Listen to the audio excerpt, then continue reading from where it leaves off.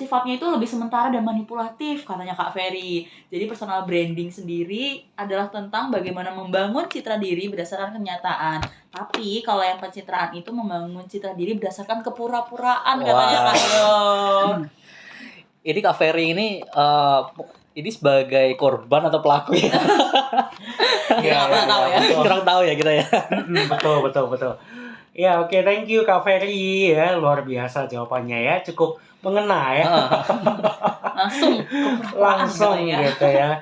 Oke, nah lanjut dari Kak siapa nih? Kak Tegar ya. Lanjut ke Kevin, coba.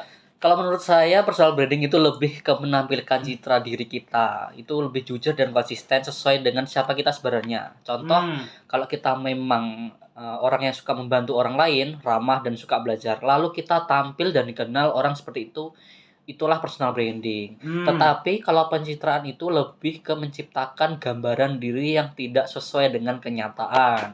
Hanya untuk terlihat bagus di mata orang lain. Contohnya, seperti sebenarnya kita tidak suka baca buku, tapi kita pura-pura suka baca hanya agar dibilang pintar. Itu namanya pencitraan. Oh, gitu ya.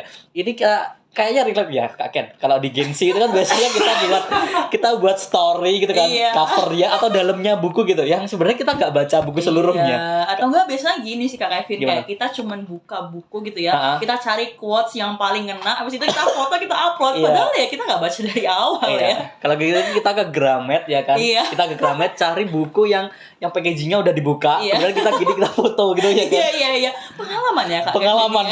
Ya, berarti ini menarik, relate banget antara pencitraan dengan Gengsi ya. Betul banget Pak.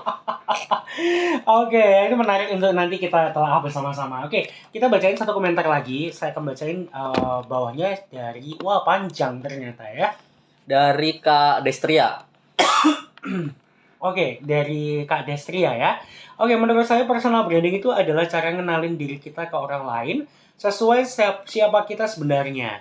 Kayak nunjukin kelebihan, karakter, hal-hal positif dari diri kita, tapi tetap jujur dan nggak dibuat-buat.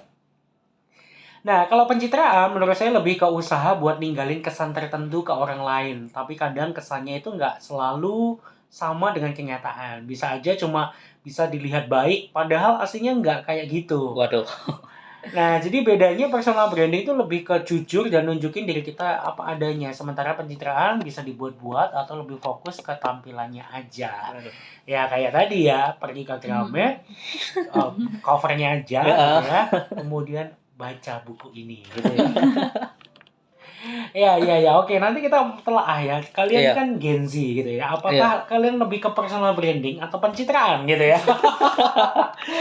Oke, tapi namanya kita akan kembali ke pujian dulu aja sambil nanti kita akan lanjutkan komentar yang sudah masuk dan nanti kita juga akan bahas dari versinya teman-teman seperti apa sih terkait dengan personal branding dan juga pencitraan itu seperti apa. Gitu ya. Oke, jadi jangan kemana-mana, tetaplah bersama kami di program acara Insight in Your Mind, Get Your Side.